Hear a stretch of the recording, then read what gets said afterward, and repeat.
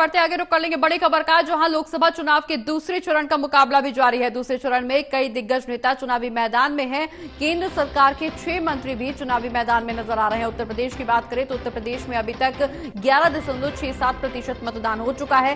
अमरोहा में 9 बजे तक सबसे ज्यादा यानी 14.32% मतदान किया जा चुका है। मथुरा की बात करें तो मथुरा में 9 बजे तक मतदान फीसदी की संख्या 10.09% सामने आ रही है। तो अभी तक अमरोहा में 9 बजे तक मतदान हो चुका है। मथुरा में 9 बजे तक 10.90% मतदान किया जा चुका है। लोकसभा चुनाव के दूसरे चरण के लिए मुकाबला जारी है। 13 राज्यों की 88 लोकसभा सीटों पर मतदान किया जा रहा है और इस चरण में उत्तर प्रदेश के साथ साथ महाराष्ट्र की 8 सीटों पर वोटिंग हो रही है। बिहार की 5 सीटों पर वोट डाले जा रहे हैं, जबकि केरल की बात करें तो केरल की सभी 20 सीटों पर वोटिंग आज की जा रही है। कर्नाटक में 14 सीटों पर, राजस्थान की 13 सीटों पर वोटिंग सुबह से ही जारी है। मध्य प्रदेश में भी चुनाव हो रहा है।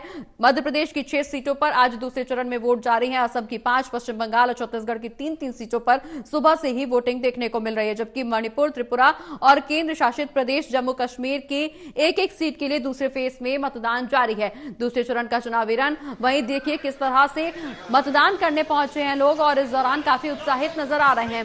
डॉक्टर महेश शर्मा यहां पे पहुंचे हैं मतदान करने के लिए और काफी उत्साहित नजर आ रहे हैं। मतदान को लेकर के लोगों में काफी उत्साह देखने को मिल रहा है। हालांकि प्रशासनिक व्यवस्थाएं भी इस दौरान अच्छी देखने को मिल रही है।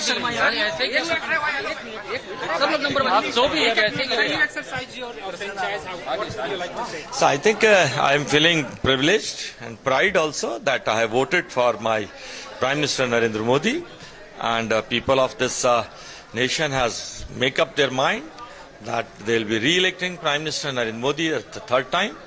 And I think I'll request all other my citizens of this township that they should vote. They should feel pride in saying that my one vote has been casted for my Prime Minister Narendra Modi. Who all you come here to cast? My mother, she is 84 years, and my wife and my children, everybody has casted vote today over here. And how much confident you are? Yeah, I am very confident that my Prime Minister is going to do hat-trick. I'll also do that. Thank you so much. Thank you. Sir चलो आपने vote cast किया है। एक minute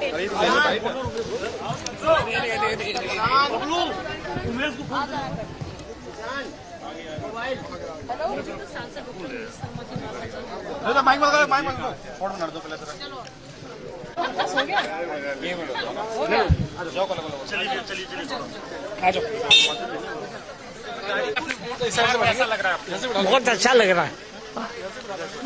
लोकतंत्र विरुद्ध होने के बावजूद भी आपने ये अधिकार नहीं भूला, क्या कहना चाहेंगी बाकियों को जो नवयुवक हैं?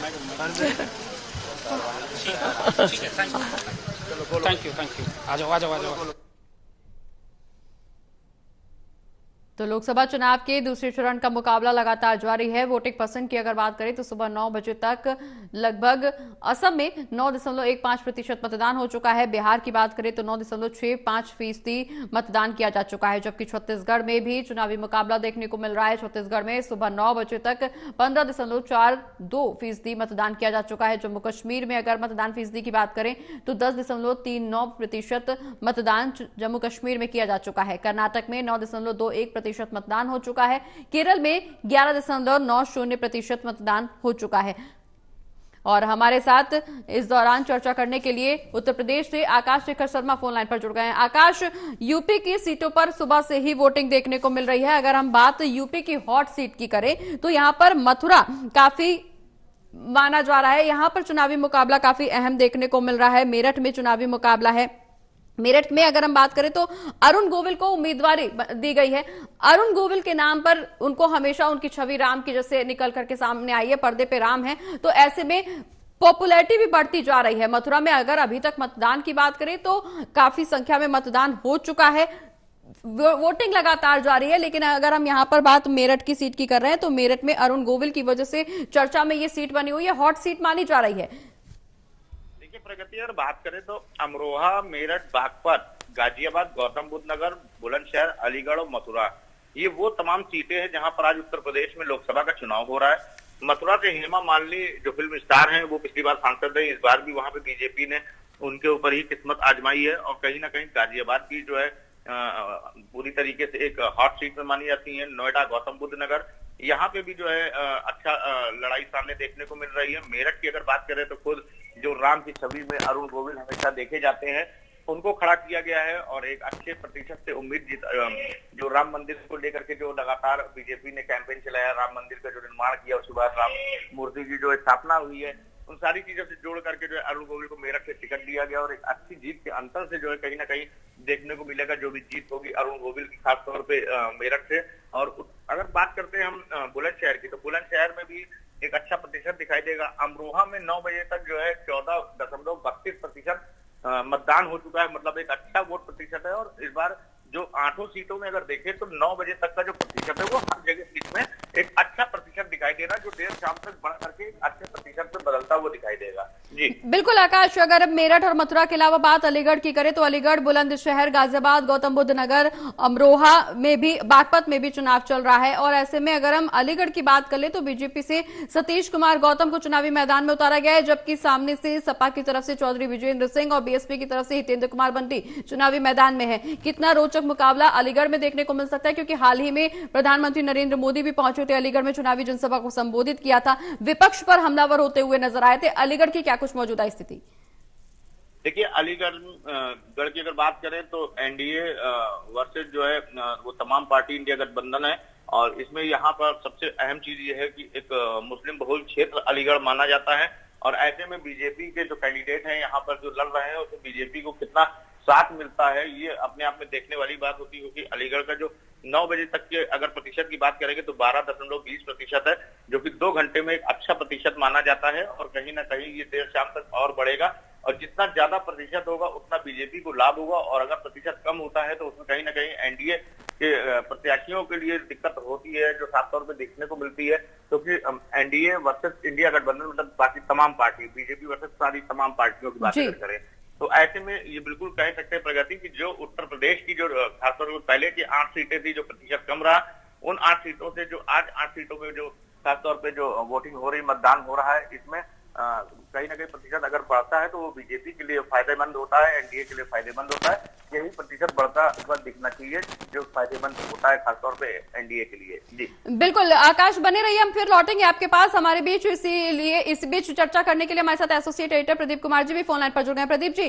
केंद्र सरकार के 6 मंत्रियों के बीच चुनावी मैदान में कई दिग्गजों की दाव पर साख लगी हुई है। ऐसे में दूसरे चरण की जो वोटिंग हो रही है, इसमें क्या कुछ चुनावी माहौल देखने को मिल रहा है? क्योंकि राजनीतिक दलों की बात करें तो राजनीतिक दलों की तरफ से लगातार चुनावी जनसभाओं को संबोधित किया जा रहा था, जहां सत्ता पक्ष अपनी उपलब्धियों को जनता के सामने रख रहा था। 10 साल का रिपोर्ट कार्ड जनता के सामने पेश किया गया सत्ता दल की तरफ से, वहीं विपक्ष भी हमलावर रहा। इस बीच अगर हाल ही की बात करें तो बयानबाजी काफी तेज देखने को मिली, जुबानी जंग राजनीतिक दलों में काफी तेज देखने को मिली। क्या कुछ वोटिंग परसेंटेज निकल करके सामने आ रहा है और क्या कुछ चुनावी माहौल देखने को मिल रहा है? क्योंकि लोकसभा चुनाव के दूसरे चरण की जो वोटिंग हो रही है, इसमें सक्रियता वोटर्स की ज्यादा देखने को मिल रही है। अब देखिए, बिल्कुल, और लोकसभा चुनाव के दूसरे चरण का मतदान जारी है। दूसरे चरण में 12 राज्यों और केंद्र शासित प्रदेश की 88 सीटों के लिए मतदान हो रहा है।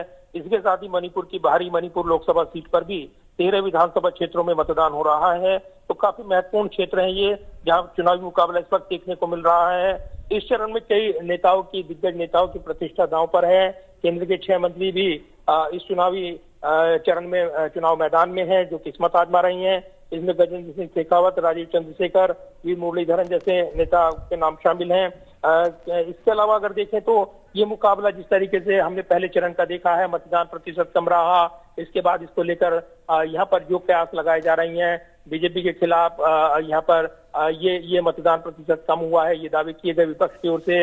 विपक्ष की ओर से जिस तरीके से दावे किए जा रहे हैं, तो दूसरे चरण पर उम्मीदें टिकी हुई हैं। दूसरी तरफ बीजेपी और प्रधानमंत्री नरेंद्र मोदी ने जिस तरीके से दूसरे चरण के लिए चुनाव प्रचार किया, जोरदार तरीके से चुनावी लड़ाई के दौरान काफी मुद्दे उछाले, तो इस बार उम्मीद है कि दूसरे चरण में तस्वीर बदलेगी और बढ़ चढ़कर मतदाता वो अपनी भागीदारी करेंगे। तो दूसरे चरण का ये मुकाबला निश्चित तौर पर काफी कुछ बयान करेगा, काफी कुछ रुख जो है वो तय करेगा इस चुनावी मुकाबले का। जो 7 चरणों का चुनावी मुकाबला है ये कहा जा रहा है, तो न सिर्फ उत्तर प्रदेश, बंगाल, बिहार, इसके अलावा जो अन्य प्रदेश हैं उनकी सीटें इस चरण में दांव पर लगी हैं और इसीलिए इस लिहाज से इस चुनावी चरण के मतदान प्रतिशत को लेकर एक बहस देखने को मिलेगी। तो ये जी। जरूर है कि इस चुनावी मुकाबले में कई समीकरण यहाँ पर देखने को मिलेंगे। इसके अलावा इस चरण में ही लोकसभा अध्यक्ष और जिस तरीके से पूर्व मुख्यमंत्री भूपेश बघेल भी चुनाव लड़ रही हैं, उनकी भी किस्मत इस चरण में जी। वो लोक हो जाएगी ईवीएम में। तो ये बड़ा चुनावी मुकाबला रहेगा और निश्चित तौर पर